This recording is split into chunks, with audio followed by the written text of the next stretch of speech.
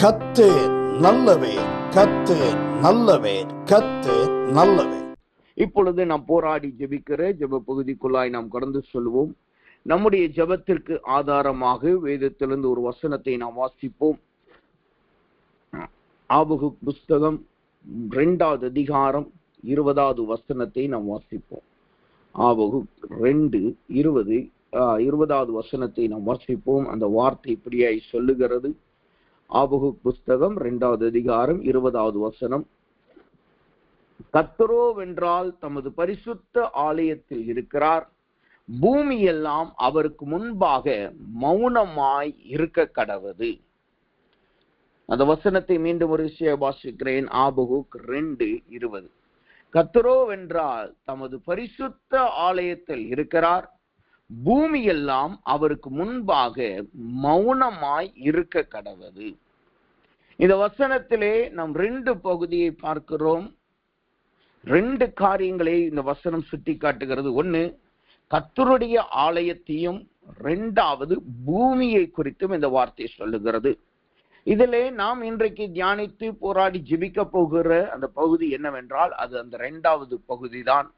பூமியெல்லாம் அவருக்கு முன்பாக மௌனமாய் இருக்க கடவுது என்று வேதம் சுட்டி காட்டுகிறதை நாம் பார்க்க முடியும். செப்பனியாவின் புஸ்தகம் 1வது அதிகாரம் 7வது வசனத்துல நம்ம வாசித்தோம்னா, கர்த்தராகிய ஆண்டவருக்கு முன்பாக மௌனமாய் இருங்கள், கர்த்தருடைய நாள் சமீபமாய் இருக்கிறது என்று வேதம் சுட்டி காட்டுகிறது. இந்த கர்த்தருடைய நாள் சமீபமாய் இருக்கிறது என்பது தேவனுடைய வருகையை குறித்து சொல்லுகிறதா இருந்தாலும், கர்த்தருடைய கடைசி நாட்களை குறித்து, பூமியின் கடைசி நாட்களை குறித்து பேசுகிறதா இருந்தாலும், இன்னொரு விதமாய் நாம் இதை எப்படி புரிந்து கொள்ள வேண்டும் என்றால், பூமியை மௌனமாய் இருக்கிறது என்பது எதை காட்டுகிறது, அல்லது கர்த்தருக்கு முன்பாய் மௌனமாய் இருக்கிறது என்பது எதை காட்டுகிறது? கர்த்தர் நம்மளை ஆளுகை செய்கிறதை காட்டுகிறது. அதைதான் நாம் புதிய ஏற்பாட்டிலே வாசிக்கிறோம். சீஷர்கள் சொல்லுகிறார்கள், ஆண்டவரே நாங்கள் சாக போகிறோம். அப்போ பூமியில் இருக்கிற கடல் கொந்தளிக்கிறது, அலைகள் பெருகுகிறது, காற்றுகள் வேகமாய் வீசுகிறது. இயேசு எந்திரித்து சொன்னார், காற்றையும் கடலையும் அமர்த்தினார் என்று வேதம் சொல்லுது. அப்ப அங்க மௌனமா இருக்க பண்ணினார் என்பதுதான் அந்த வசனத்தின் அர்த்தம். அப்ப கர்த்தருடைய ஆளுகைக்குள்ளாய் கடந்து போகிறது தான் இந்த மௌனமாய் இருக்கிற அனுபவத்தை காட்டுகிறது. அப்ப இங்க வசனம் சொல்லுகிறது, பூமியை கர்த்தருக்கு முன்பாக மௌனமாய் இருக்குமா?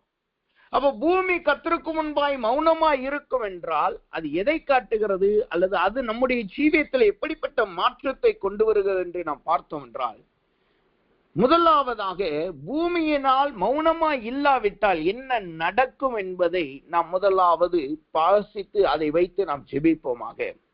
வேதம் சொல்லுகிறது, ஆதியாகமத்தின் புஸ்தகம் 3வது அதிகாரம் 17 மற்றும் 18வது வசனத்தை நாம் வாசித்து பார்த்தோம் என்றால், அங்க முதல் பூமிக்கு கர்த்தர் ஆளுகையை கொடுக்கிறதை நாம் பார்க்க முடியும். அதுவரைக்கும் மனுஷன் பூமியை ஆளுகிறவனாய் இருந்தான். கர்த்தர் சொல்றாரு, நீ பூமியை கீழ்ப்படுத்தி என்றுதான் ஆதியாகமம் 1:26 நாம் வாசிக்கிறோம். 26, 27, 28 வசனங்களிலே நாம் வாசிக்கிறோம். ஆனா இங்கு அந்த வசனம் என்ன சொல்லுகிறது? ஆதியாகமம் 3:17 என்ன சொல்லுகிறது?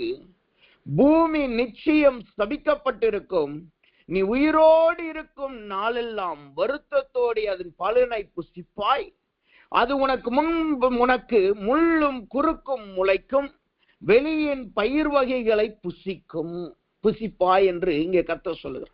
அப்ப அங்க கர்த்தர் ஒரு வார்த்தையை சொல்றாரு பாருங்க, நீ பூமியோடு உன் நாட்கள் எல்லாம் வருத்தத்தோடு உன் பலனை புசிப்ப. அப்படின்னா என்ன அர்த்தம்? நீ பூமியோட போராடுவ, அது மௌனமா இருக்காது, உனக்கு எதிர்த்து போராடும். நீ பிரயாசப்படுகிற பலனுக்கு அங்க இருக்காது. இன்னைக்கும் நம்ம போராடுகிறவர்களாகத்தான் இருக்கிறோம். நம் பூமி மௌனமாய் இருக்காவிட்டால் நம்முடைய ஜீவியம் ஒரு போராட்டத்தின் ஜீவியமாகத்தான் இருக்கும். எவ்வளோ பிரயாசப்படுகிறதா இருப்போம். இங்க பூமி என்பது மனிதர்களை காட்டுகிறது, பூமியின் பலனை காட்டுகிறது, பூமியின் நிலத்தை காட்டுகிறது. அப்போ முதலாவது கர்த்தர் இந்த அதிகாலை வேளையிலே பூமியை மௌனமாக்குகிறார் என்றால் என்ன அர்த்தம்? அந்த வசனம் சொல்லுகிறது போல அங்கு இருக்கிற சாபத்தை, சபிக்கப்பட்ட அனுபவத்தை கர்த்தர் மாற்றி போடுகிறார். நம்முடைய ஜீவியத்திலே சபிக்கப்பட்ட அனுபவத்தை கர்த்தர் மாற்றி போடுகிறார். சபிக்கப்பட்ட அனுபவம் என்பது என்ன? நம்ம எவ்வளவுதான் பிரயாசப்பட்டாலும் அதற்கேற்ற பலன் அங்கு இருக்காது.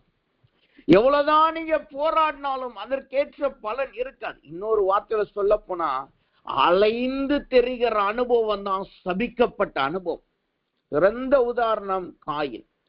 ஆபேலை காயின் மேற்கொண்ட பொழுது, அவனை கொன்று போட்ட பொழுது கர்த்தர் அவனுக்கு ஒரு தண்டனையை கொடுக்கிறார். அவன் பூமி எங்கும் அலைந்து திரிகிறவனாய் இருந்தான். இன்றைக்கு நீங்க அலைந்து திரிகிறவர்களாய் நாம் காணப்படுகிறோமா? எவ்வளவுதான் முயற்சி செய்தாலும், எவ்வளவுதான் பிரயாசப்பட்டாலும் ஒரு வளர்ச்சி இல்லை. எவ்வளவுதான் போராடினாலும் ஒரு மாற்றம் இல்லை. இங்க போனா ஒரு நிம்மதி கிடைக்கும், இங்க போனா எனக்கு ஒரு விடுதலை கிடைக்கும், இந்த இடத்துக்கு போனா எனக்கு ஒரு ஆசீர்வாதம் கிடைக்கும் சொல்லி அலைந்து திரிகிறவர்களா இருக்கிறோமா? அதுதான் இந்த வசனம் சொல்லுகிறது. அது காரணம் என்ன? பூமி மௌனமா இல்லை. நாம் இன்னும் பூமியை ஆளுகை செய்யவில்லை. நம்முடைய போராட்டங்களை நாம் இன்னும் ஆளுகை செய்யவில்லை. நாம் சாபத்திற்கும் சபிக்கப்பட்டவைகளை தொட்டவர்களாய், தீட்டுள்ளவர்களாய் நாம் மாறி இருக்கிறோம். இப்ப கர்த்தர் கரத்துல ஒப்புக்கொண்டுங்க, ஆண்டவரே எனக்கு என்னுடைய வாழ்க்கையிலே பூமி மௌனமா இருக்கட்டும் கர்த்தாவே. பூமியை என் நிமித்தமாய் சபிக்கப்பட்டிருக்கும் என்று சொல்லி இருக்கிறதே. ஆதாமின் நிமித்தமாய் பூமி சபிக்கப்பட்டதனால் அவன் அலைந்து திரிகிறவனா இருந்தான் அல்லவா? நான் அலைந்து திரிகிற அனுபவங்கள் மாறட்டும் என்று ஒப்புக்கொண்டுங்க. என் நிமித்தமாய் என் காரியங்கள் சபிக்கப்பட்டிருந்தால், என் நடத்தை நிமித்தமாய், என்னுடைய ஜீவியத்தின் நிமித்தமாய், என்னுடைய காரியத்தின் நிமித்தமாய் ஏதாவது நடந்திருந்தால் கர்த்தர் இப்பொழுது அதை மாற்றி போடுங்க ஆண்டவர் என்று சொல்லி எல்லாரும் கர்த்தர் கரத்தில் ஒப்புக்கொடுப்போமா? தெய்வ சமூகத்தில் ஒப்புக்கொடுங்க. பூமியானது மௌனமாய் இருக்க வேண்டும். நாம் பூமியை மேற்கொள்ளுகிறவர்களா இருக்க வேண்டும். சாபத்தை மேற்கொள்ளுகிறவர்களா இருக்க வேண்டும். அலைந்து திரிகிற அனுபவத்தை மேற்கொள்ளுகிறவர்களா இருக்க வேண்டும். இப்பொழுது கர்த்தர் கரத்தில் ஒப்பு கொடுப்போம். எல்லாரும் அதை மேற்கொள்ளுவோமாக. எல்லாரும் கர்த்தரை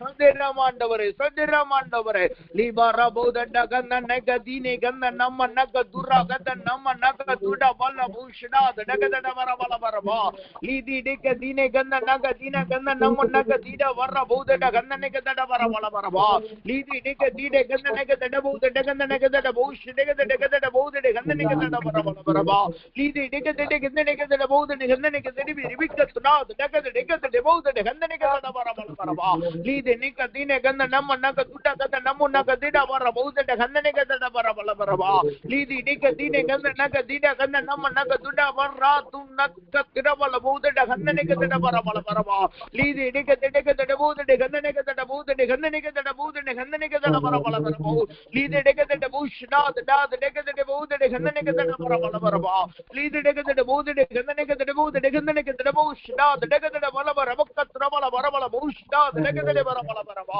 சோதரம் ஆண்டவரே, சோதரம் ஆண்டவரே, சோதரம் ஆண்டவரே, சோதரம் ஆண்டவரே ரிபானக தீனே கந்த நக தீடே கந்த நக துனா கந்த நம்ம நக துடா பல பௌதண்ட கந்த நக தட வர பல வரபா சோதரம் சோதரம் சோதரம் சோதரம் சோதரம் சோதரம் சோதரம் சோதரம் சோதரம் சோதரம் ஆண்டவரே ரிபர பல பௌதண்ட கந்த நக தடி ரிபூஷடா தடா தடக தடக தடி விக்கத்ர பல பௌதண்ட கந்த நக தட வர பல வரபா லீதி நக தீனே கந்த நக தீடே கந்த நம்ம நக துடா கந்த நக தீடா கந்த டபௌதண்ட கந்த நக தட வர பல வரபா லீதி நக தீடே கந்த பௌதண்ட கந்த நக தட வர பௌதண்ட கந்த நக தட பௌதண்ட கந்த நக தட பூஷடக தட வர பல வரபா தோதரம் தோதரம் தோதரம் தோதரம் தோதரம் தோதரம் தோதரம் தோதரம் ஆண்டவரே லிபர பல பௌதண்ட கந்த நக தீடா கந்த நக தட வர பூஷடக தட வர பல பக்கத்ர வல வரபா தோதரம் தோதரம்.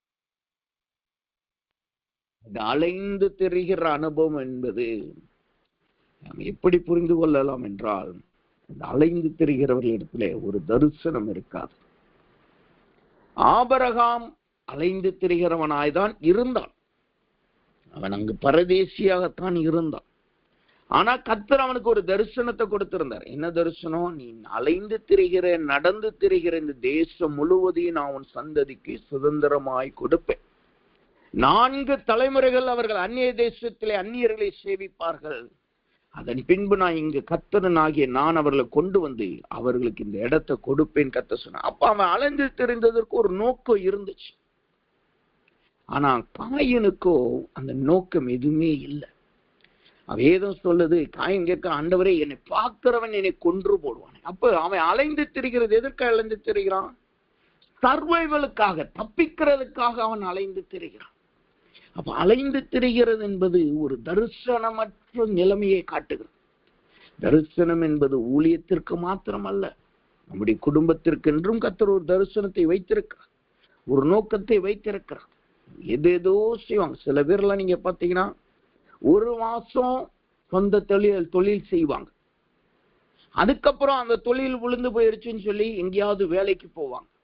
அங்க வேலைக்கு போய் கொஞ்ச நாள் இருப்பாங்க, அதுக்கப்புறம் திரும்பிய நான் எனக்கு சொந்தமா சைடு பிசினஸ் ஆரம்பிக்கிறேன், நான் வேலையில இருந்துட்டே ஆரம்பிக்கிறேன்னு சொல்லிட்டு வேலையில இருந்து சைடு பிசினஸ் ஆரம்பிப்பாங்க. சரி, அதுக்கப்புறம் அந்த வேலையில இருக்கிறாங்க, சைடு பிசினஸ் பண்றாங்க, அதுல தொடர்ந்து வருவாங்கன்னு நீங்க பாத்தீங்கன்னா அந்த வேலையை விட்டுருவாங்க, வேற இடத்துக்கு போயிடுவாங்க. ஒரு இடத்துல ஒழுங்காய் ஒரே இடத்துல இருந்தோ அல்லது ஒரு முக்கியமான இடத்துல இருந்தோ எது வளர்ச்சியை பார்த்து போகிறதோ அந்த எண்ணங்களே அவர்களுக்கு இருக்காது.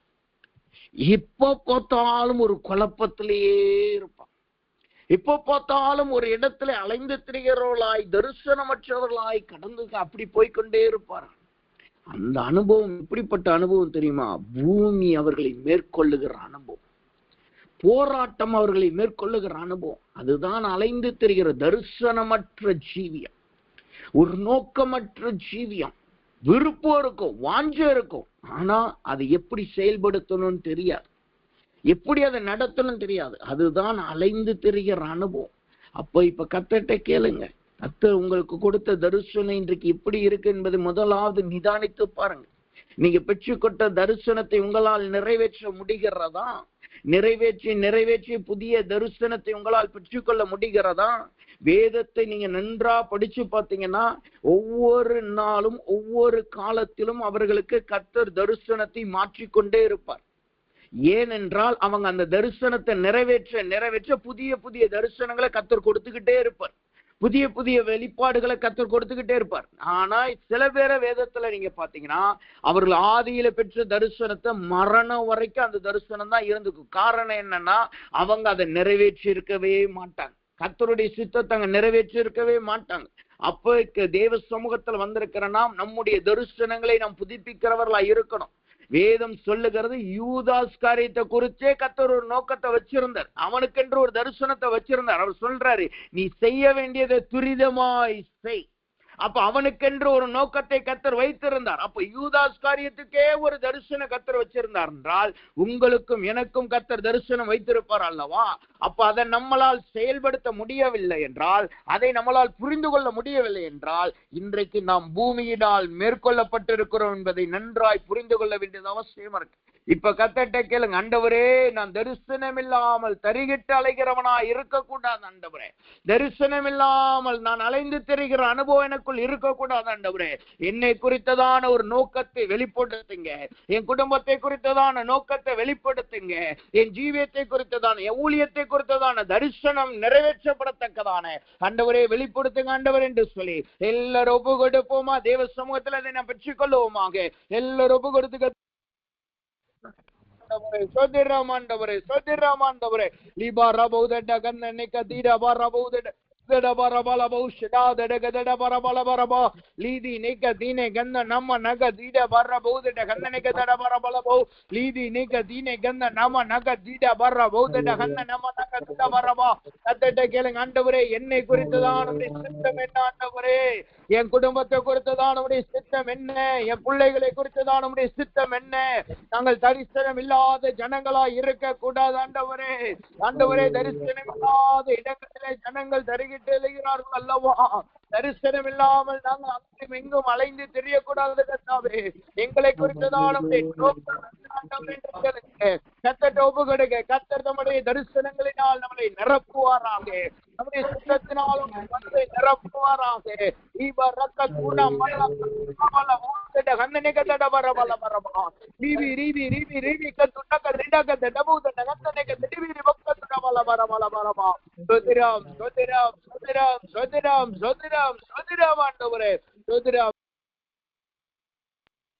முதலாவது பூமியை மௌனமாய் இருக்க பண்ணுகிறார் என்றால் அவர் சாபத்தை மாற்றி போடுகிறார், சபிக்கப்பட்ட அனுபவத்தை மாற்றி போடுகிறார்.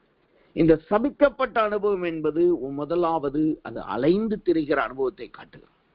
இரண்டாவது, இந்த சபிக்கப்பட்ட அனுபவம் என்பது எதை காட்டுதுன்னா அடிமைத்தனத்தை காட்டுது. ஆதியாமத்தின் புஸ்தகம் 9வது அதிகாரம் 25 நீங்க படிச்சு பார்த்தீங்கன்னா அந்த வார்த்தை சொல்லுது, கானான் சபிக்கப்பட்டவன் தன் சகோதரரிடத்தில் அடிமைகளுக்கு அடிமையாயிருப்பான் என்றார். அந்த வார்த்தை சொல்லுது பாருங்க, சபிக்கப்பட்ட அனுபவங்கிறது அடிமைத்தனத்திலும் மோசமான அடிமைத்தனம். அந்த வார்த்தை தெளிவாய் சொல்லுது பாருங்க, தன் சகோதரிடத்தில் அடிமைகளுக்கு அடிமையாயிருப்பா. அப்படின்னா என்ன அர்த்தம்?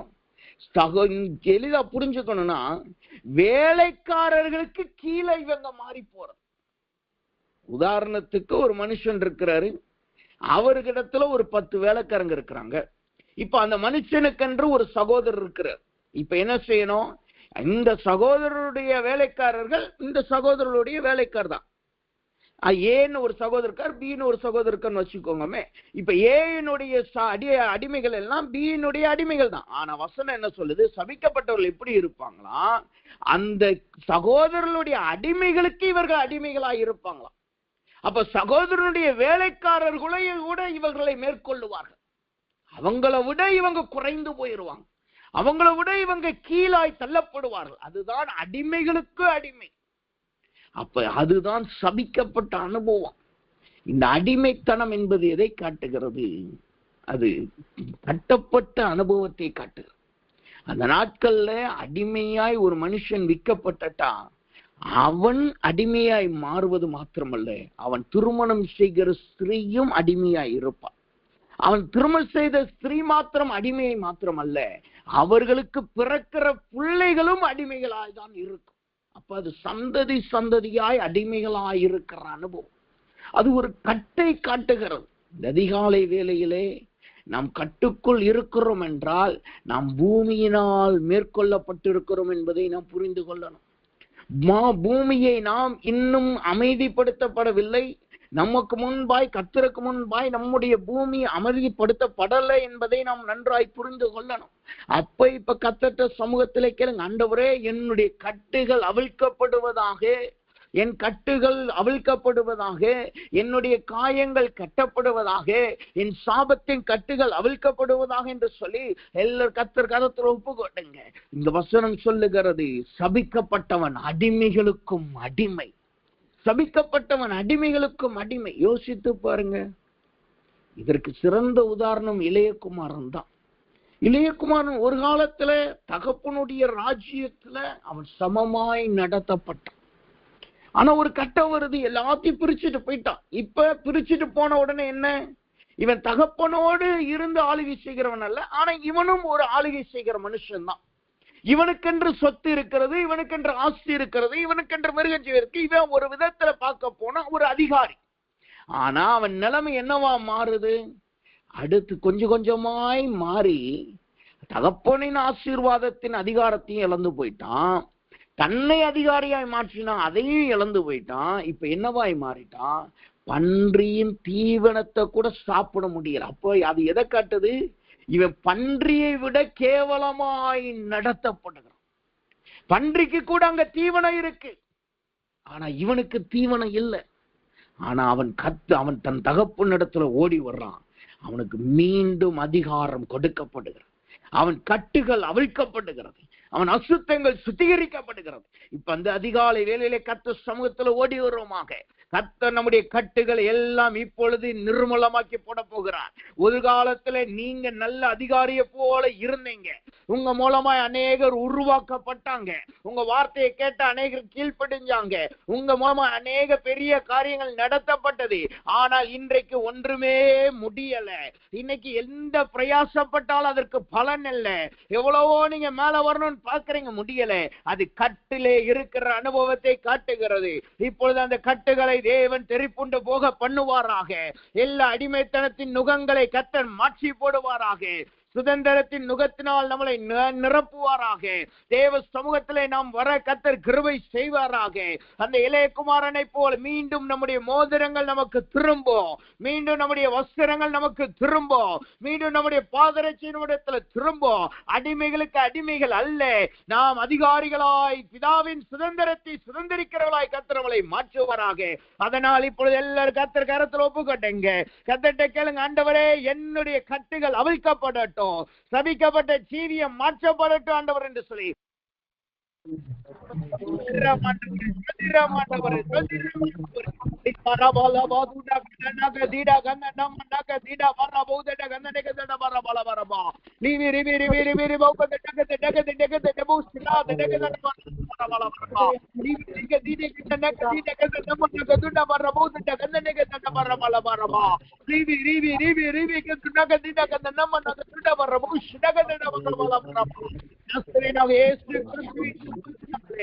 அந்தவரே எல்லா அடிமைத்தனத்தின் ஆவிகள் நிர்மூலமாக்கப்பட்டவதாக.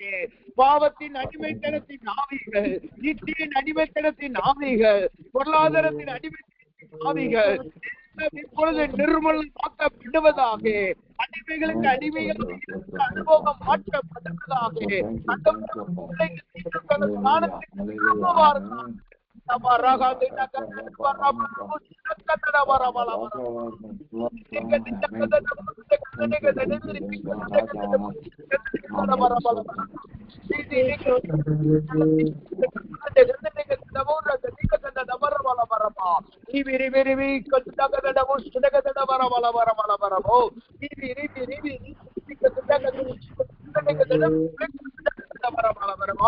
எல்லாரும் கர்த்தர்ட்ட கேளுங்க, ஆண்டவரே என் கட்டுகள் உடைக்கப்பட்டு கேளுங்க, என் கட்டுகள் மாற்றப்பட்டு கேளுங்க.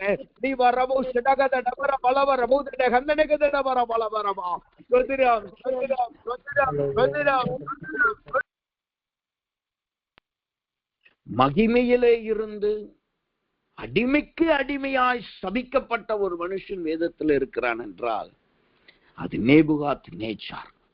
தானியேலின் புஸ்தகம் 4வது அதிகாரம் 34வது வசனத்தை வாசித்தீங்கன்னா அந்த வார்த்தை சொல்லுது, அந்த நாட்கள் சென்ற பின்பு நேபுகாத் நேச்சாராகிய நான் என் கண்களை வானத்துக்கு நேராய் ஏறெடுத்தேன், என் புத்தி எனக்கு திரும்பி வந்தது. அப்பொழுது நான் உன்னதமானவரை ஸ்தோத்திரித்து என்றென்றைக்கும் ஜீவிக்கிறவரை புகழ்ந்து மகிமைப்படுத்தினேன். கர்த்தத்துவம் நித்திய கர்த்தத்துவம், அவருடைய ராஜ்யம் தலைமுறைக்கு தலைமுறை நிற்கும். அவன் என் புத்தி எனக்கு திரும்பி வந்தது, ராஜ்யபாரத்தின் மேன்மைக்காக என் மகிமையும் என் முகக்கலையும் எனக்கு திரும்பி வந்தது. வசனம் சொல்லுது பாருங்க, அவன் ஒரு காலத்திலே மகாராஜா, ஆனா அவன் மிருகத்தை போல மாறி போயிட்டான். மிருகத்தை போல மாறி போயிட்டான். பனி அவனை மேற்கொள்ளுகிறது. வசனத்தை நல்லா படிச்சு பாருங்க. அவன் மிருகத்தை போல மாறினவனை சபிக்கப்பட்ட உடனே பனி அவன் மேல விழுது, பனியினால பாதிக்கப்படுறான். பூமியின் புல்ல சாப்பிடுறவனா மாறிட்டான். அவன் விரல்கள் எல்லாம் நீளமாய் கழுகுகளை போல மாறிடுச்சு. ஒரு மாட்டை போல மாறிட்டான். யோசித்து பாருங்க, ராஜாவை மகாராஜா, சாதாரண ராஜா கிடையாது, மகாராஜா. ஆனா இப்ப இப்படி இருக்கிற மிருகத்தை, இதுதான் சபிக்கப்பட்ட அனுபவம், இதுதான் பூமி மேற்கொள்ளுகிற அனுபவம். ஆனா கர்த்தர் சொல்றார், இந்த அதிகாலை வேளையிலே அந்த பூமியை கர்த்தர் மௌனமாக்குகிறார். அந்த கட்டுகளை தேவன் இன்றைக்கு மௌனமாக்குகிறார். அதனாலதான் அந்த வார்த்தை சொல்லுது பாருங்க, நான் என் கண்களை வானத்துக்கு நேராய் ஏறெடுத்தேன். எப்போ ஏறெடுத்தானா? அந்த நாட்கள் சென்ற பின்பு. இன்றோடு கர்த்தர் பூமி உங்களை ஆளுகை செய்கிறதை கர்த்தர் மாற்றி போடுகிறார். உங்களுக்கு முன்பாய் இந்த நாள் முதற்கொண்டு நீங்கள் பூமியை மௌனப்படுத்துகிறீர்கள். உங்களுக்கு முன்பாய் பூமி கீழ்ப்படுத்தப்படுகிறது. நாம் நம்முடைய ராஜ்ய பாரத்துக்கு நாம் திரும்புகிறோம். அந்த வார்த்தை சொல்லுது பாருங்க, என் மேன்மைக்காக என் மகிமையும் என் முகக்கலையும் எனக்கு திரும்பியது. என் மேன்மைக்காக என் மகிமையும் என் முகக்கலமையும் திரும்பினது. இன்றைக்கு அதிகாலை வேளையிலே நம்முடைய முகக்கலையை கர்த்தர் திரும்ப பண்ணுகிறார். இந்த முகக்கலை என்பது எதை காட்டுகிறது? தேவனுடைய பிரசன்னம் நம்முடைய முகத்திலே இருக்கிறதை காட்டுகிறது. நம்ம அந்த மகிமை என்பது எதை காட்டுகிறது? கர்த்தரிடத்திலிருந்து பெற்றுக்கொள்ளுகிற அதிகாரத்தை காட்டுகிறது. அப்ப இந்த அதிகாலை வேளையிலே தேவ சமூகத்திலே நாம் திரும்புவோமாக. இன்றோடு நாம் பூமியை மௌனப்படுத்துவோமாக. இன்றோடு நம்முடைய மேன்மை திரும்புவதாக. அந்த கட்டுகள் இப்பொழுதே உடைக்கப்படுவதாக. சபிக்கப்பட்ட அனுபவங்கள் இப்பொழுதே மாறுவதாக. எல்லாரும் ஒப்பு கொடுப்போம். மீண்டும் ஒரு விஷயம் கர்த்தரை கேளுங்க. ஆண்டவரே, என் முகக்கலை என்னிடத்துல திரும்பட்டும், என்னுடைய மகிமை என்னிடத்துல திரும்பட்டும், நான் என் ராஜ்யபாரத்துக்கு திரும்பட்டும் ஆண்டவர் என்று சொல்லி, என் கட்டுகள் உடைக்கப்படட்டும் ஆண்டவர் என்று சொல்லி எல்லாரும் ஒப்பு கொடுத்து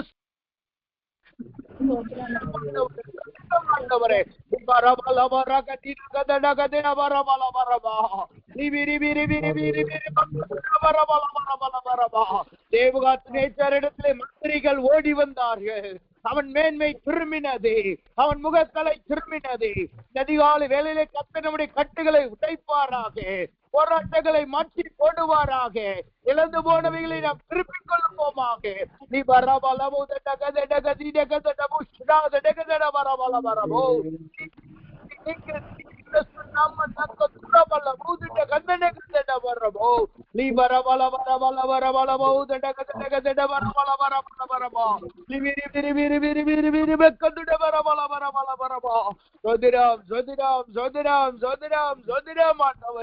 பிதாவே உடைய கிருபை வெளிப்படுவதாக. பிதாவே உடைய கிருபை வெளிப்படுவதாக. உடைய பிள்ளைகள் ஸ்தானத்துக்கு திரும்புவார்களாக. தங்கள் மேன்மைக்கு தங்கள் திரும்புவார்களாக. மகிமை திரும்ப அவர்களை மூடட்டுங்க தாவே. கட்டுகள் இப்பொழுது உடைக்கப்படுவதாக. சோதிரம் சோதிரம். ஆமென். அப்ப கர்த்தர் சொல்லுகிறார், ஆபகுக்களை நாம் வாசிக்கிறோம் 22வது அதிகாரம் கடைசி வசனத்துல வாசிக்கிறோம். அவருக்கு முன்பாக பூமி மௌனமாய் இருக்கும். அப்ப பூமி மௌனமாய் இல்லாவிட்டால் என்ன நடக்கும்? அதைத்தான் ஆதியாகமம் 3:18 வாசித்தோம். முதலாவது, அந்த பூமி அவங்க ஆளுக பெற்ற உடனே ஆதாமை எப்படி வாதிக்கிறது? அவனை சபிக்கிறது. அந்த பூமி அவன் நிமித்தமாய் அங்கு சபிக்கப்படுது. சபிக்கப்படுகிற அனுபவம் என்பது நம்முடைய ஜீவியத்துல ஒண்ணு அலக்களிக்கப்படுகிற அனுபவம், அலைந்து தெரிகிற அனுபவம். 2வது, நாம் அடிமைகளாய் மாறுகிற அனுபவம். ஆனா இந்த அதிகாலை வேளையிலே அந்த சபிக்கப்பட்ட அனுபவத்தை கர்த்தர் மாற்றி போட்டார். 2வதாக, இங்க பூமி மேற்கொள்ளும் போது அங்க பூமி மௌனமா இல்லைன்னா அங்க 2வது என்ன நடக்குது? ஆதியாகமம் 3:17 கடைசி பகுதி இப்படியே சொல்லுகிறது, நீ உயிரோடு இருக்கும் நாளெல்லாம் வருத்தத்தோடு அதன் பலனை புசிப்பாய். இந்த 2வது இந்த அனுபவம் என்பது எதை காட்டுகிறது? வருத்தத்தினால் நிரப்பப்பட்ட சீரியம். வசனம் சொல்லுது, வருத்தத்தோட அதன் பலனை புசிப்பாய். அப்படின்னா என்ன அர்த்தம்? பூமி பலனை கொடுக்குது. ஒரு காலத்துல இவங்க அதை பண்படுத்துகிறா இருந்தாங்க. வேதம் சொல்லுது, ஆதி ஆகமத்திலே வாசிக்கிறோம், ஆண்டவர் ஆதாமை அங்கு ஏதேனில் வைத்து அதை பண்படுத்தும்படி கர்த்தர் அதை வைத்தார். அப்படின்னா என்ன அர்த்தம்? அவங்க சும்மா அதை டேக் கேர் பண்ணிக்கிறாங்க, அந்த தோட்டத்தை டேக் கேர் பண்ணிக்கிறாங்க, அவ்வளவுதான். அதை பராமரிக்கிறாங்க. ஆனா அவங்க அதுல ரொம்ப பிரயாசப்படணும்னு அவசியம் கிடையாது, வேர்வு சிந்தணும்னு அவசியம் கிடையாது. அவங்க பசிச்சா மரத்துல இருக்க கனி எடுத்து புசிக்கலாம். அவங்க பசிச்சா அங்க இருக்கிற காரியங்களை, தோட்டத்துல இருக்கிற விளைச்சலை புசிக்கலாம். இப்ப அதுக்காக அவங்க பிரயாசப்படணும்னு அவசியம் கிடையாது. அவங்க அதை சும்மா ஒரு டேக்கர் மாதிரி பார்த்துக்கணும். சின்ன உதாரணத்தோட சொல்லணும்னா, ஒரு வாட்ச்மேன் மாதிரி. நீங்க பாருங்க, பேங்க்ல பாருங்க, வாட்ச்மேன் அங்க அப்படியே நின்று பார்த்துக்கிட்டே தான் இருப்பாப்ல. உள்ள இருக்கிற அதிகாரிகள் வேலை பார்ப்பாங்க, எல்லாரும் வேலை பார்ப்பாங்க. ஆனா வாட்ச்மேனுக்கு ஒரே ஒரு வேலை என்னன்னா, அதை பார்த்துக்கணும். அதுதான் ஆதாமுடைய வேலையா இருந்துச்சு, அந்த தோட்டத்தை பராமரிக்க. அவன் அதை பார்த்துக்கிட்டாலே போதும், அவனுக்கு ஒரு விருட்சம் அவனுக்கு கொடுக்கப்படும். அவன் மணிக்கணக்க உட்கார்ந்து எழுதணும் போடுறான்னு அதெல்லாம் கிடையாது. அவன் விருட்சம் அவனுக்கு கொடுக்கப்படும், அதுதான். ஆனா அவன் சபிக்க அந்த பூமி அவனை மேற்கொள்ள ஆரம்பிச்ச உடனே, இவங்க பூமியை கீழ்ப்படுத்துகிறது நிறுத்தப்பட்ட உடனே, அந்த பூமி மௌனமா இல்லாமல் மாறின உடனே என்ன நடக்குது? அவன் பூமியோடு போராட ஆரம்பிக்கிறான். வருத்தத்தோடு அந்த பலனை புசிக்கிறான்.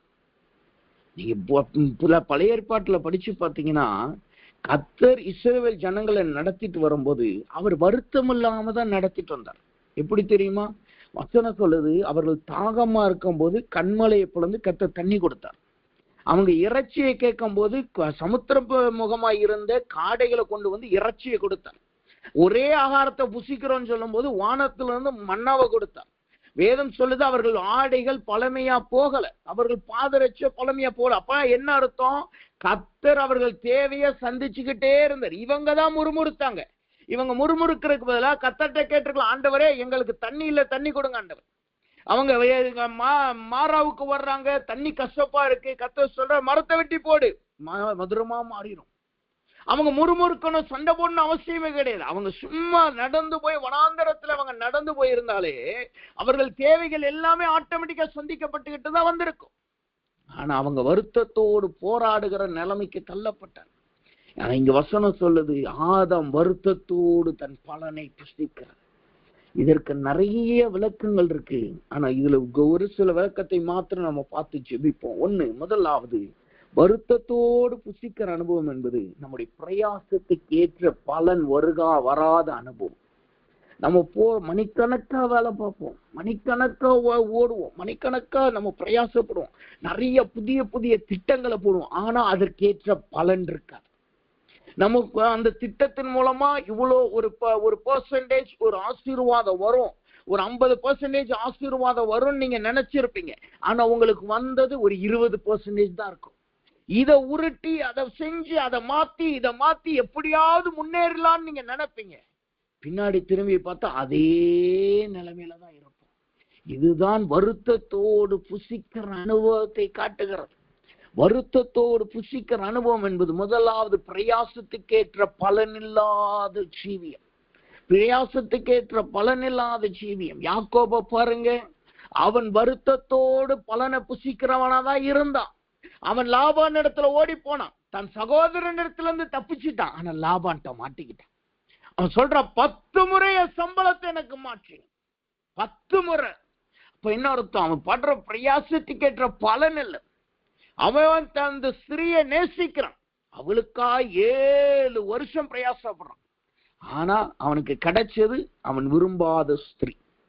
சரி, அடுத்து அந்த ஸ்திரிக்காய் விரும்பின ஸ்திரிக்காய் பெற்றுக்கொள்ளன்னு சொல்லி நினைக்கிறான். என்னை ஏமாத்திட்டீங்கன்னு சொல்றான். அவன் சொல்றான், திரும்பி 7 வருஷம் வேலை பார்ப்பான். அதுக்கப்புறம் அவனுக்குடைய ஆடுகள் அவனுக்கு பழுகி பெருக ஆரம்பிக்கிறது. அவன் அப்புறம் லாபான் வந்து ஏமாத்துறான், இதுதான் என்னுடைய ஆடு, இது உன்னோட. சரி, அவன் புள்ளி வச்ச ஆடு நீ எடுத்துக்கோ, இதை நான் எடுத்துக்கிறேன்னு சொல்றான். திரும்பி அவன் வந்து ஏமாத்துறான், இல்ல எனக்கு அதை கொடு. கர்த்தர் என்னதான் அவன் ஆசீர்வதித்தாலும் அவன் ஆசீர்வாதம் வருத்தத்தோடு தான் இங்க இருந்தது. அவன் ரெட்டிப்பான ஆசீர்வாதத்தோடு இரட்டை பரிவாரத்தோடு வந்தான் நான் பார்க்கிறோம். ஆனால் அதை வருத்தத்தோடு தான் அவன் புசிச்சுக்கிட்டு இருந்தான். இப்ப சரி, லாபான்ட்ட இருந்து வெளியில வந்துட்டான். இப்ப லாபான் அவனை துரத்திட்டு வர்றான். அங்கேயும் ஒரு போராட்டம் வருது. சரி, லாபான் துரத்திட்டு வந்துட்டா, கர்த்தர் கடிந்து கொண்டாரு. அடுத்து அவன் வர்றான். அவன் தன் சகோதரனை பார்க்கும்படி அவன் வருகிறான். இப்ப சகோதரன் என்கிற போராட்டம் இருக்கு. ஆனா கர்த்தர் அதற்கப்புறம் அந்த போராட்டத்தோடு அவனுடைய வாழ்க்கை மாறுது. அதுக்கப்புறம் அவன் போராடுகிறது தன் சகோதரனோடு போராடல, தன்னுடைய மாமனோடும் போராடல, தன்னுடைய எதிராளிகளோடும் அவன் போராடல. கர்த்தர் சொல்றாரு, நான் உன்னை சந்தித்த உனக்கு முதல் தரிசனமான இடத்துக்கு நீ வந்து எனக்கு பலியிடு. அப்படி பலியிட்ட பிறகு பாத்தீங்கன்னா அவனுக்குள்ளாக பெரிய சத்துருக்களோடு போராடுகிற போராட்டம் இல்லவே இல்லை. வருத்தத்தோடு அப்பத்தை புசிக்கிற அனுபவம் அன்னைக்கு மாறுச்சு. ஆனா பின்னாட்கள்ல கர்த்தர் அவனை எகிப்தில வச்சு அவனை போஷித்தார். அவனை அதிகாரிகளின் தகப்பனாய் கர்த்தர் மாற்றினார். தேசத்தின் அதிபதியின் தகப்பனாய் மாற்றினார். அப்ப வருத்தத்தோடு புசிக்கிற அனுபவம் அவனுக்கு மாற்றப்பட்டது. அப்ப இப்ப கர்த்தர் சமூகத்துல வந்திருக்கிற நாம் கர்த்தர்ட்ட கேளுங்க, ஆண்டவரே என் வருத்தத்தோடு புசிக்கிற அனுபவம் மாறட்டுன்னு கேளுங்க. நான் போராடி புசிக்கிற அனுபவம் மாறட்டுன்னு கேளுங்க. நான் தேவ சமூகத்துல நான் ஒப்பு கொடுத்து செபிக்கிற ஆண்டவரே, என் பிரயாசத்துக்கு ஏற்ற பலன் வரட்டும் ஆண்டவர் என்று சொல்லுங்க. என் ஓட்டத்துக்கு என்னுடைய பிரயாசத்துக்கு ஏற்ற வேர்வைக்கேற்ற பலன் வரட்டும் ஆண்டவர் என்று கேளுங்க. கர்த்தர் இப்பொழுது உங்களுக்கு தேவையான காடையை கொடுக்க போகிறார். உங்கள் தேவையான தண்ணீரை கர்த்தர் கொடுக்க போகிறார். உங்களுக்கு தேவையான மன்னாவை கர்த்தர் கொடுக்க போகிறார். இனி உங்களுடைய பிரயாசத்துக்கு ஏற்ற பலனை கர்த்தர் கொடுக்க போகிறார். அதற்காக எல்லாரும் போற ஆண்டவரே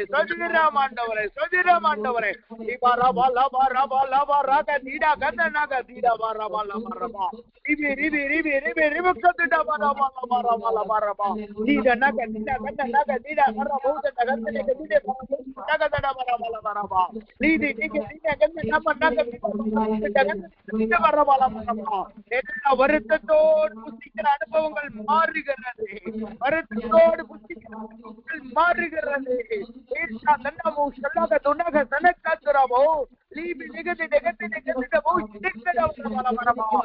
எதுவரைக்கும் வருத்தத்தோடு நம்முடைய பலனை நாம் புசிப்போம், எதுவரைக்கும் நம்ம ஏமாற்றப்படுவோம். இன்றைக்கு கர்த்தர் அனுபவத்தை மாற்றி போட்டுகிறார்.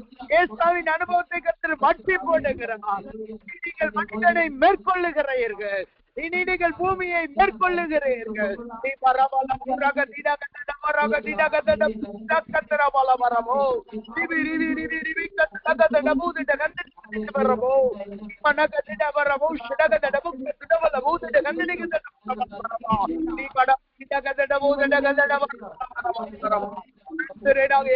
கிறிஸ்துவின் நாமத்தினாலே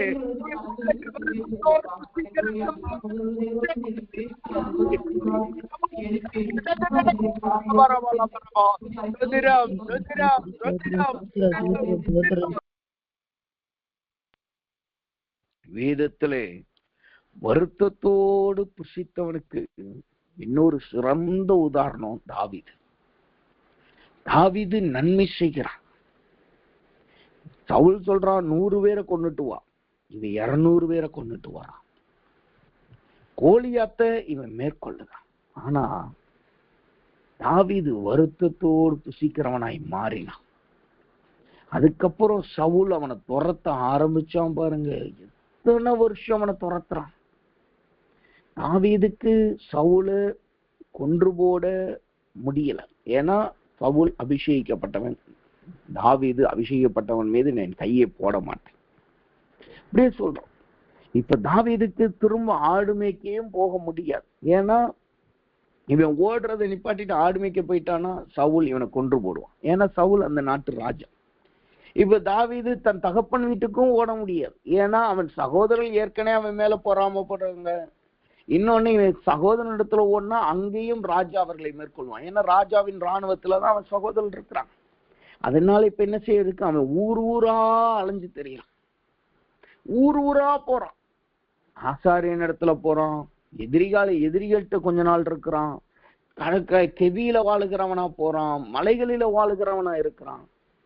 அவன் போற இடத்துல அவனுக்கு நல்லா பாருங்க, அவனை கர்த்தர் ராஜாவா அபிஷேகிச்சிருக்கார். ஆனா நாபால்கிட்ட போய் கேட்கிறான், எனக்கு ஏதாவது கொடுங்க, நான் உங்க ஆடுகளை பார்த்துக்கிட்டேன், உங்க ஆடுகளை தொடல, உங்க மேய்ப்பனை தொடல, நான் எனக்கு ஏதாவது ஆசீர்வாதத்தை கொடுங்கன்னு சொல்லி வருத்தத்தோட கேட்கிறான்.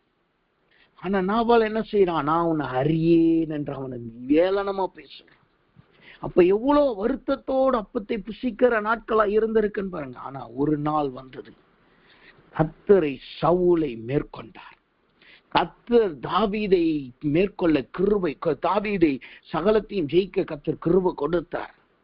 அவன் அன்று நாள் முதற்கொண்டு அவன் ராஜ்யபாரத்துல ஏறினான்.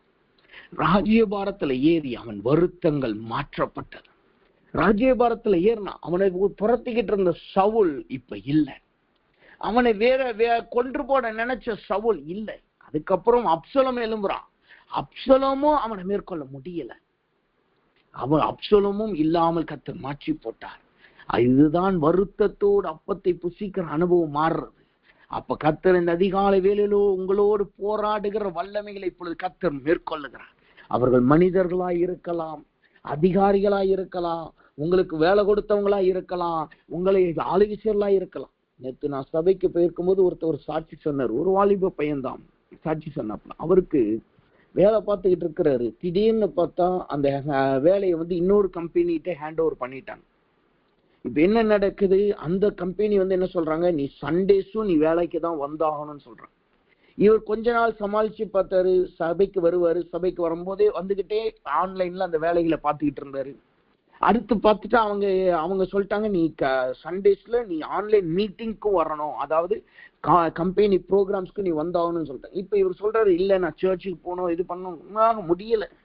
ஆனா அவங்க சொல்றாங்க, ஒண்ணு வேலையை விட்டுரு, இல்ல இது பண்ணு. இப்ப இவருக்கு பெரிய போராட்டம். அதுக்கப்புறம் கர்த்தர் சமூகத்துல ஒப்பு கொடுத்து ஜெபிக்க ஆரம்பித்தாரு. அதுக்கப்புறம் கர்த்தர் அந்த வேலையை அவருக்கு மாற்றி கொடுத்தாரு. இன்றைக்கு சண்டேஸ் போகவும் ஊழியத்தை, அந்த சண்டே ஸ்கூல் ஊழியம் மற்ற ஊழியத்தை நிறைவேற்றியும் கர்த்தர் கிருபை கொடுத்திருக்காரு. நல்ல ஒரு சம்பளத்துல வேலையை வைத்திருக்காரு. இதுதான் வருத்தம் இல்லாமல் புசிக்கிற அனுபவம். அப்ப வருத்தத்தோடு புசிக்கிற அனுபவம் நம் மற்றவர்களால் மேற்கொள்ளப்படுவது, மனிதர்களால் மேற்கொள்ளப்படுகிறது. நம் படுகிற பிரயாசத்திற்கு பலனில்லாத அனுபவம். இப்ப இந்த அதிகாலை வேலையில உங்களை மேற்கொள்ளுகிறவர்கள் யார்? உங்களை வருத்தப்படுத்துகிறவர்கள் யார்? மனுஷர்களா இருந்தாலும் சரி, சத்துருவா இருந்தாலும் சரி, அதிகாரிகளா இருந்தாலும் சரி, உங்களுக்கு வேலை கொடுத்தவங்களா இருந்தாலும் சரி, யாரா இருந்தாலும் சரி, ஏன் உங்கள் குடும்பமே உங்களுக்கு சத்துருவா இருந்தாலும் சரி, உங்கள் வருத்தத்தின் அப்பத்தை இப்பொழுது கர்த்தர் மாற்றுகிறார். கண்ணீரின் அப்பத்தை கர்த்தர் இப்பொழுது மாற்றுகிறார். வருத்தத்தின் அப்பத்தை இப்பொழுது தேவன் எடுத்து போட்டுகிறார். இன்றோடு வருத்தத்தை பலனை புசிக்கிற அனுபவங்கள் மாறுகிறது. போராடி போராடி புசிக்கிற அனுபவங்கள் மாறுகிறது. அதற்காக இப்பொழுது கர்த்தர் சமூகத்துல போராடி மண்டவரே சுதிரம், மண்டவரே சுதிரம், மண்டவரே சுதிரம், மண்டவரே தீபா ரபோ கண்ட கண்ட நீக்க தீட கண்ட நம்ம நம்பி புறா கண்ட நம்ம நகதட வரவல நீவி நீவி நீவி கண்டு நக தீட கண்ட நம்ம நக தீட வரமோ கண்ட நகதட வரமோ நீக்க நீக்க தீட நக தீட கண்ட நம்ம கண்ட நக தீட வீரே போ நகதட வரமோ நீ வரவல வரவல வரவல வரவா நீவி நீவி நீவி நீவி போ நகதட வரவல வரவல வரவா தோதிராம் தோதிராம் தோதிராம் தோதிராம் தோதிராம் தோதிராம் தோதிராம் ஆண்டவரே நீ வரவல போ நகதட கதட போ ரகதிட கதட போ நகதட கதட வரவல வரவா நீ நீ நகதிட நோ ரகதிட போ நகதட வரவல வரவல வரவா நீ நகதட கதட வேற போ நகதட போ நகதட வரவல வரவா நீ நகதிட கதட போ நகதட கதட வேற விதி கதட கதட போ நகதட போ நகதட வரவல வரவா நீ வரவல போ ரகதிட கதட போ நகதட வரவல வரவல வரவோ நீவி நீவி நீவி நகதட கதட போ நகதட போ நகதட வரவோ நீ நகதட கதட போ நகதட வரவல வரவா தோதிராம் தோதிராம் தோதிராம் தோதிராம் ஆண்டவரே அப்பா அப்படி பிள்ளைகளின் வருத்தத்தின் அப்பங்கள் மாறுவதாக. ஆண்டவரே வருத்தத்தோடு புசிக்கிற அனுபவங்கள் மாறுவதாக. கர்த்தர் அப்படி சேரக்காய் தோதிராம் தோதிராம் தோதிராம் தோதிராம் ஆண்டவரே நீ வரவல வரவல வரவல வரவல வரவல வரவா தோதிராம் தோதிராம் தோதிராம். ஆமென் ஆமென். அப்ப இரண்டாவது பூமியை கர்த்தர் மௌனப்படுத்துகிறார் என்றால் வருத்தத்தின் அப்பத்தை புசிக்கிற அனுபவங்கள் மாறுகிறது. நாம் சுதந்திரமாய் அமைதலாய் நல்ல நல்ல சமாதானத்தோடு புசிக்கத்தக்கதான கிருபையை கர்த்தர் கொடுக்கிறார். பூமியின் பலனை பெற்றுக் கொள்ளுகிறதை கர்த்தர். மூன்றாவதாக இந்த பூமியை மௌனப்படுத்துகிறார் என்றால் மூன்றாவது கர்த்தர் என்ன செய்கிறார்? வசனம் சொல்லுது, இந்த பூமி ஆதாமை மேற்கொள்ளும் போது, மனுஷனை மேற்கொள்ளும் போது மூன்றாவது அங்க என்ன நடக்கிறது? ஆதியாகமத்தின் புத்தகம் 3:18 வாசித்து பார்த்தீங்கன்னா அந்த வார்த்தை சொல்லுது, அது உனக்கு முள்ளும் முளைப்பிக்கும், முள்ளும் குறுக்கும் முளைப்பிக்கும். அப்ப அங்க வசனம் சொல்லுகிறது, பூமி ஆதாமை மேற்கொள்ளும் போது அங்க என்ன நடக்குது? அங்க முள்ளும் குறுக்கும் என்று அந்த வசனம் சொல்லுது. முள்ளும் குறுக்கும்னா என்ன அர்த்தம்? முள் என்பது நமக்கு நல்லா தெரியும். முள் என்பது என்ன? அது நல்ல கூர்மையானதா இருக்கும். இப்ப என்ன நடக்குது? இவன் பண்படுத்துகிறான். இப்ப ஏதேன்ல இருந்து பண்படுத்தினது போல அவன் பண்படுத்தினாலும் அங்க என்ன நடக்குது? அவனுக்கு வர வேண்டிய பலன் ஒரு முள்ளாய் வருகிறது. ஒரு செடி இருக்கு, அதுல ரோஜாப்பூ நல்லா இருக்கு, நல்ல ரோஜாப்பூ, நல்ல மனமா இருக்கு, பார்க்க அழகா இருக்கு, மல்டி கலர்ல இருக்கு ரோஜாப்பூன்னு வச்சுக்கோங்கமே, பார்க்க அழகா இருக்கு. ஆனா அதை நீங்க பறிக்க போறீங்க, ஆனா அது என்ன செய்யுது? அந்த முள்ளினால் உங்கள் கைகள் குற்றப்படுகிறது. அழகா இருக்கு, ஆனா அதை பெற்றுக்கொள்ள முடியல. அங்க ஒரு முள்ளு இருக்கு. அந்த முள்ளை மேற்கொண்டாதான் உங்களுக்கு அந்த ரோஜாவை பறிக்க முடியும். இதுதான் முள்ளின் அனுபவத்தை காட்டுது. அப்ப முள்ளின் அனுபவம் என்பது எதை காட்டுகிறது? அது கூர்மையான குற்றப்படுகிற அனுபவத்தை காட்டுகிறது, இல்லைன்னா கிழிக்கப்படுகிற அனுபவத்தை காட்டுது. ஆனா வேதம் இந்த முள்ளுக்கென்று ஒரு அர்த்தத்தை வேதம் சொல்லுகிறது. அது என்னவாம்?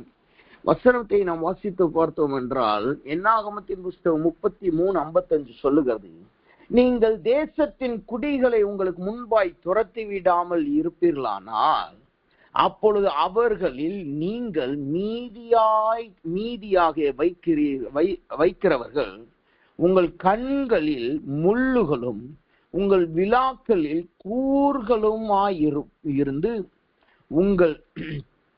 நீங்கள் குடியிருக்கிற தேசத்திலே உங்களை உபத்திரவப்படுத்துவார். அந்த வார்த்தை சொல்லுது பாருங்க, கண்களில் முள்ளு. அப்படின்னா என்ன அர்த்தம்? அந்த கண்ணுல முள்ளு குத்துனா என்ன ஆகும்? கண்ணுல தூசி போனாலே ஒன்றும் செய்ய முடியாது. அப்ப கண்ணுல முள்ளு குத்துருச்சுன்னா என்ன ஆகும்? கண்ணு தெரியாம போகிற அனுபவம்.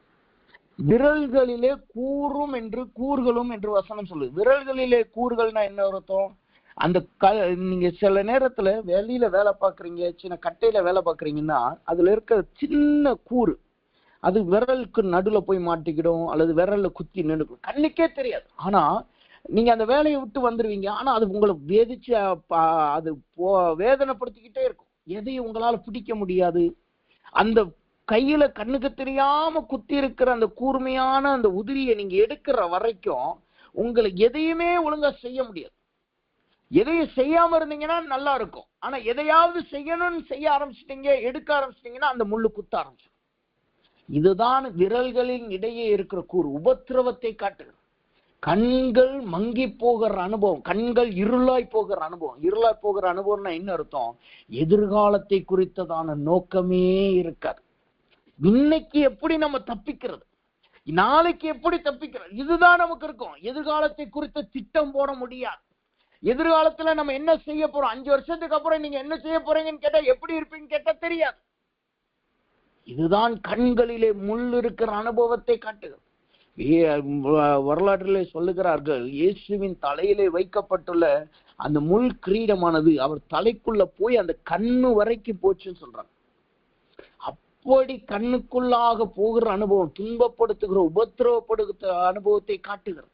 இந்த முள்ளின் குறுக்கம் என்பது உபத்திரவத்தை காட்டுகிறது. அது சாதாரண உபத்திரம் இல்ல, கண்களில் குற்றப்படுகிறதும் விரல்களின் கூர்மை என்பது என்னன்னா, நான் சொன்ன மாதிரி எதையுமே பிடிக்க முடியாது. அப்படின்னா என்ன அர்த்தம்? பட்டயத்தை உங்களால் பிடிக்க முடியாது.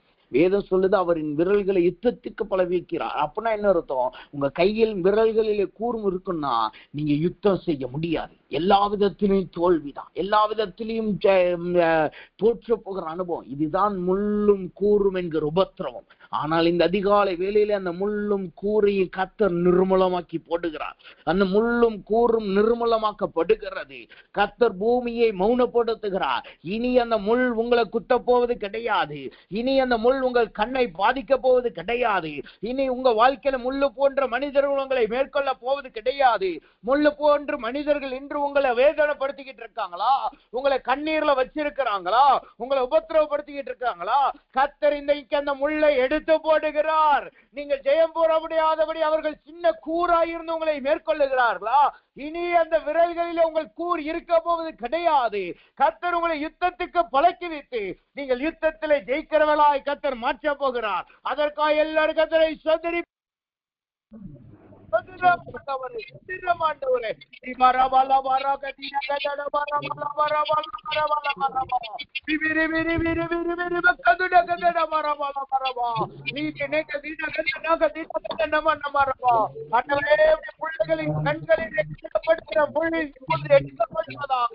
இவரை அனுபவங்கள் மாற்றப்படுவதாக, அந்தவரை கண்கள் குருடான அனுபவங்கள் மாற்றப்படுவதாக, விரல்களின் நடுவே இருக்கிற எடுக்கப்படட்டும் கர்த்தாவே. நீ வரக்க தீரக்க சினக்க துறக்க துடவலமாகோ நீ விரிவி ரிவிக்க துடக்க நபூத நபரபா நீ கடா துறக்க துடக்க சினமடக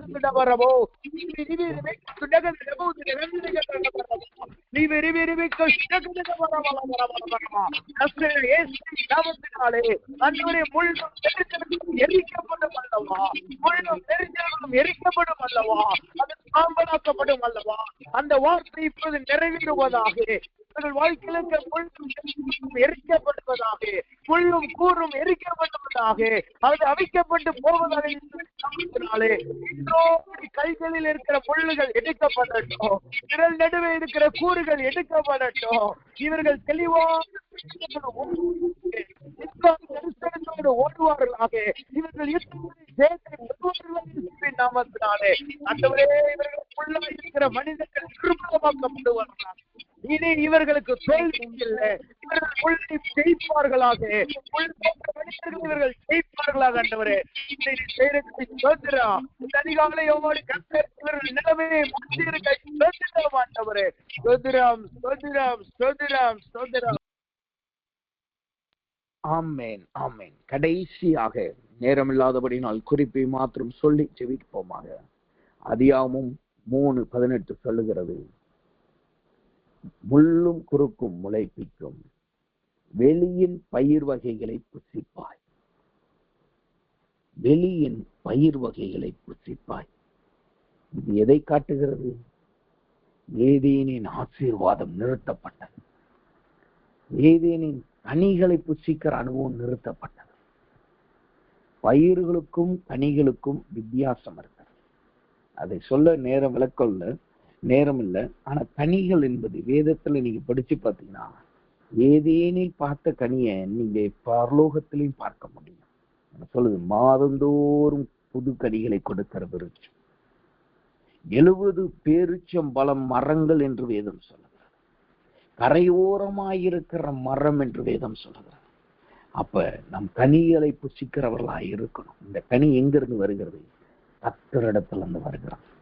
கர்த்தரிடத்திலிருந்து வருகிறது. இந்த கனியை தான் வேதம் சொல்லுது, இயேசு பசியாய் இருக்கும்போது அத்தி மரத்தின் இடத்திலிருந்து போய் பார்த்தேன். அப்ப நம்ம பசியா இருக்கும்போது கர்த்தர் கனிகளை கொடுக்கணும். அதுதான் ஏதேனின் கனியை புசிக்கிற அனுபவம். வெளியின் பயிர்களை புசிப்பீர்கள் என்றால் என்ன அர்த்தம்? தேவனின் ஆசீர்வாதம் நிறுத்தப்பட்டது. தேவனின் மேன்மை நிறுத்தப்பட்டது. மாதந்தோறும் புது கனிகள் நிறுத்தப்பட்டது. ஆனா கர்த்தர் சொல்லுகிறார், இனி அந்த அனுபவங்கள் மாறுகிறது. இதுவரைக்கும் நீங்க வெளியின் பயிர்களை புசிச்சுக்கிட்டு இருந்தீங்க. இனி மாதந்தோறும் புது கனிகளை கொடுக்கத்தக்கதான கனிகளை நீங்க புசிக்க போறீங்க. ஒவ்வொரு மாதமும் புதிய கனிகளை நீங்க புசிக்க போறீங்க. இந்த ஏப்ரல் மாதத்துல பெற்ற ஆசீர்வாதத்தை காட்டணும். வரப்போற மே மாசத்துல புது புது கனிகளை நீங்க புசிக்க போறீங்க. உங்க வீட்டுல புது புது ஆசீர்வாதங்கள் வரப்போகிறது. புதிய பாத்திரங்கள், புதிய பொருட்கள் நீங்க வாங்க போறீங்க.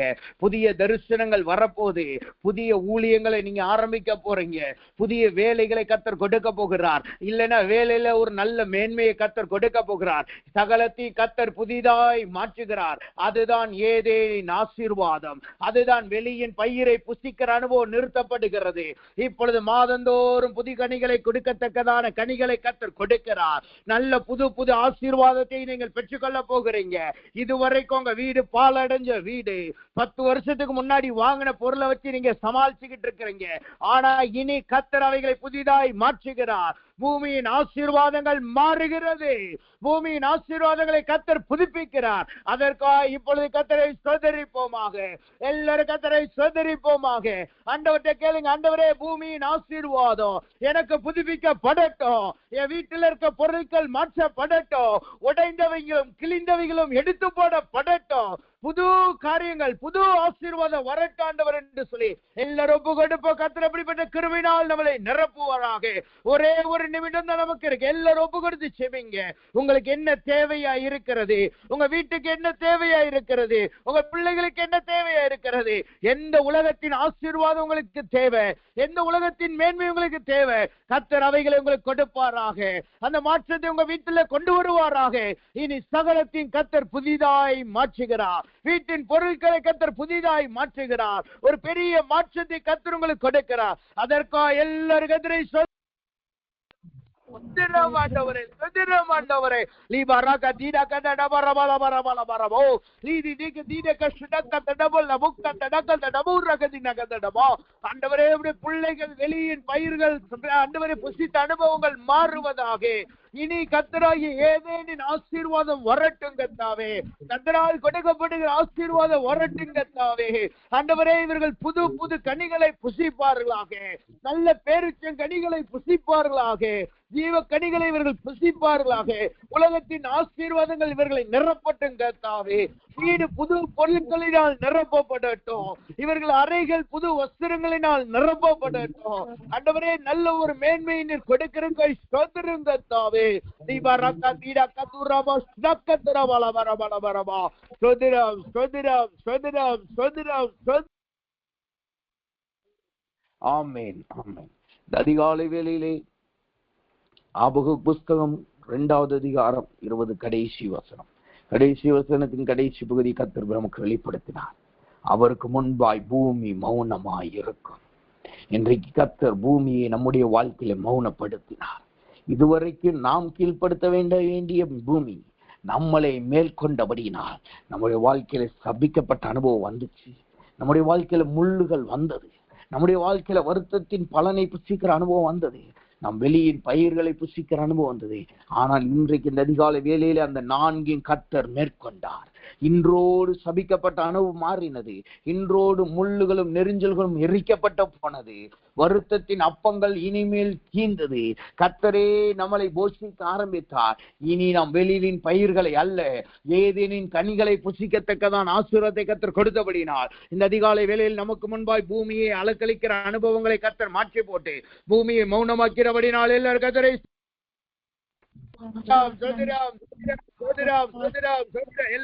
நன்றி செலுத்துங்க. சோதராம் ஆண்டவரே, சோதராம் சோதராம் சோதராம் சோதராம்.